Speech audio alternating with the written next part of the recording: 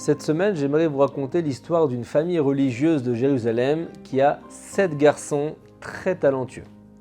Les 6 premiers ont étudié dans une très grande et célèbre yeshiva, et après la yeshiva, ils ont eu le mérite d'avoir des épouses exceptionnelles. Bon, c'est le rêve. Et le 7e enfant, le cadet, s'appelle Shimon. Lui aussi, il est particulièrement brillant, mais il est d'une nature beaucoup plus sensible. Il passe l'examen d'entrée de la grande yeshiva de ses frères, mais il est submergé par le stress, ça le rend nerveux, ça le rend hésitant. Et oui, les enfants ne sont pas tous les mêmes. Et donc il se trompe sur pas mal de questions et la qualité de son expression orale est diminuée par le stress. Et voilà qu'à son grand désarroi, Shimon n'est pas accepté par la yeshiva. Ses parents sont déçus, ils essaient quand même de le faire entrer en faisant jouer leurs connaissances, car après tout, Shimon est un garçon de bonne famille, surtout que ses 6 frères ont brillamment étudié dans la yeshiva en question. Quand on leur annonce que la direction maintient sa décision de refuser l'entrée, c'est le choc pour toute la famille. Avec tous les efforts qu'ils ont déployés, la porte de la yeshiva reste quand même fermée pour Shimon. La réponse de la direction de la yeshiva a été sans ambiguïté. On leur a dit « ça ne sert à rien de discuter, on a bien vu que votre fils Shimon n'a pas le niveau requis pour notre établissement. » La famille essaye de digérer ce coup dur, les parents n'ont pas d'autre choix que de l'inscrire dans une autre yeshiva. L'établissement qu'ils trouvent est certes nettement moins prestigieux, mais il a quand même une bonne réputation et les élèves sont de bon niveau. Mais malgré tout, Shimon a le cœur brisé. Le refus qu'il a essuyé, le fait de se retrouver à étudier dans une petite yeshiva d'une centaine d'élèves plutôt qu'une salle d'études géante de plusieurs milliers d'élèves où l'étude de la Torah bat son plein, le déprime complètement. Il est brisé parce qu'il se sent totalement différent de ses frères. Eux ont réussi là où il a échoué. Il a beaucoup de difficultés à surmonter ce coup au moral. Et un jour, pendant qu'il est à l'extérieur de sa yeshiva, il a les yeux embués de larmes en pensant à l'autre yeshiva. À ce moment précis, une femme pieuse le sort de ses pensées. Elle lui dit « Bonjour, tu es un étudiant en Torah ?» Shimon lui dit « Oui ». Elle lui dit « Je veux organiser un cours de Pirkei Avot, un cours sur les enseignements moraux, les enseignements de vie juive, qu'on appelle les maximes des pères, chez moi. Est-ce que tu serais d'accord de donner ce cours chez moi à la maison tous les Shabbats ?» Shimon prend le temps de la réflexion. Il lui dit « Après tout, pourquoi pas? De toute façon, je ne suis pas destiné à être comme mes frères. Pourquoi ne pas faire quelque chose que eux n'ont même jamais fait ?» Il accepte et dès le Shabbat suivant, le cours hebdomadaire de Pirkei Avot commence. La femme parvient à assembler un petit groupe de personnes âgées et chaque Shabbat après-midi, pendant que ses amis se reposent, Shimon donne un petit cours dans une maison. Les participants apprécient, si bien que quand il a fini toute l'étude des Pirkei Avot, on lui demande de continuer le cours sur d'autres sujets. Shimon accepte, dispense des cours sur la paracha de la semaine, sur les prophètes, et à l'approche de chaque fête, il donne des cours pour bien s'y préparer. Ce cours a continué chaque semaine pendant, écoutez bien, 6 ans, pendant ces 6 années de yeshiva. Shimon arrive en âge de se marier. Il faut savoir que quand ses 6 frères se sont mariés en tant qu'étudiants sortant d'une yeshiva de haut niveau, ils ont reçu pour leur mariage une belle somme d'argent qui leur a servi d'apport pour contracter un prêt immobilier. Et donc ils sont tous devenus, ses frères, propriétaires de leur propre appartement. Mais pour Shimon, c'est un peu différent. On lui a proposé de rencontrer une fille d'une excellente famille, mais sans qu'il ne soit à aucun moment question d'argent.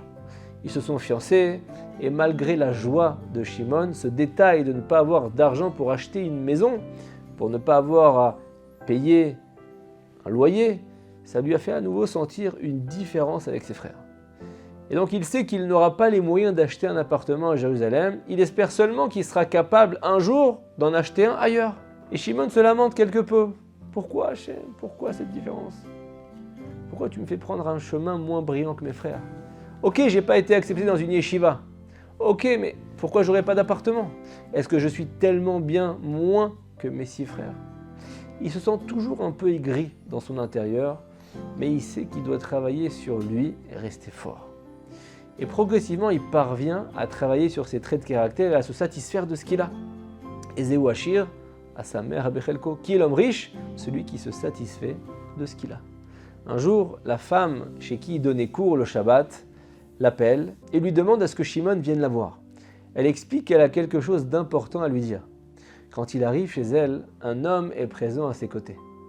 La femme lui dit « Voilà, Rabbi Shimon, je vais vous raconter mon histoire. Je suis la petite fille d'un commandant nazi qui a tué beaucoup de juifs pendant l'Holocauste.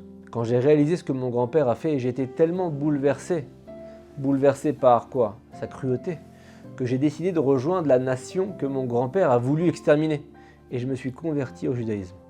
Ma famille était très riche, sans doute à cause de l'argent que mon grand-père a volé aux Juifs et que j'ai eu aucun problème à acheter ce bel appartement de 5 pièces pour moi dans le quartier de Rechavia, un très beau quartier à Jérusalem. Avec le temps qui passe, j'ai décidé que ce que je devais expier à mon niveau, c'est les crimes de mon grand-père. J'ai donc décidé de donner le bel appartement que je me suis acheté à un vrai étudiant en Torah. Pendant 6 ans, Shimon, ou plutôt Rabbi Shimon devrais-je dire, vous êtes venu donner un cours de Torah gratuitement dans ma maison, alors voilà, j'ai décidé que vous serez cet étudiant en Torah. La dame lui cède sur place sa maison en présence de l'autre personne qui est en fait un avocat. Shimon devient en quelques instants le propriétaire d'un luxueux appartement d'une valeur très importante, sans avoir eu à débourser le moindre centime. Le jeune homme, abasourdi bien évidemment on imagine, il ne réalise pas ce qui vient de lui arriver et après la remise des clés, il se rend directement au kotel et là il s'adresse au maître du monde. Mon Dieu, je suis désolé. Pardonne-moi. Depuis 6 ans, je me demande pourquoi tu n'as trouvé que moi pour donner des cours chaque Shabbat à Rechavia. Et maintenant, je comprends que tu voulais m'exercer à parler en public et à diffuser la Torah. Tu savais aussi que mon mariage serait conclu sans accord financier et tu m'as arrangé à l'avance un magnifique appartement gratuit, sans aucun emprunt bancaire, contrairement à mes frères. Tu m'as montré que tu planifies tout de la meilleure façon possible. Tu m'as donné une belle épouse et l'argent est venu d'une autre source. J'ai tout eu sur un plateau d'argent. Pardonne-moi de m'être plaint des mauvaises choses que tu m'as données et qui se sont révélées finalement être de grandes brachot, de grandes bénédictions. Shimon est aujourd'hui Rav d'un grand quartier de Jérusalem. C'est un orateur brillant. Il attribue une bonne partie de ses talents oratoires à ses 6 années de cours hebdomadaires dans une maison. Cette histoire, c'est juste un petit exemple de toutes les choses qui nous paraissent à première vue négatives. En fait, ces choses-là nous renforcent et sont là pour nous faire comprendre que tout ce que fait Hachem, c'est pour le bien, que nous parvenions ou pas à le comprendre dans ce monde. En tout cas, on doit baisser la tête, accepter avec amour, et quiconque le fera méritera des bénédictions et des délivrances sans précédent.